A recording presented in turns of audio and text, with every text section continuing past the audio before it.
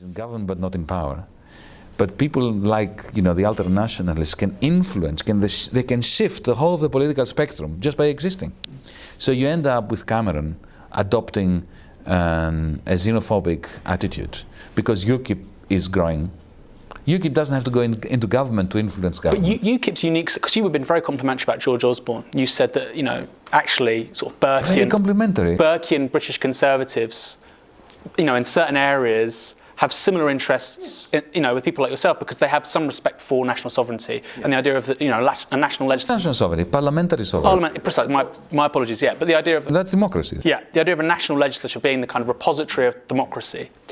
But you look at Farage, and actually he's got a very similar take on the European Union. He says, look, this undermines parliamentary sovereignty. If anything, Farage is an old-school conservative. So why are you calling him a neo-Nazi, but you're saying I didn't call him a you neo-Nazi. can work with someone like George Osborne? I'm very careful with my use of terms. I never called Farage I called him an ultra-nationalist with very clear racist overtones. But what's the difference between him and George Osborne? Well, the difference is one's in power, one isn't? The difference is that Farage is trading on racism. Farage exists because he's turning working class people in Clacton and in various areas in England against the foreigners. He's not. We're not talking about him today because he's Burkean or because he believes in parliamentary sovereignty.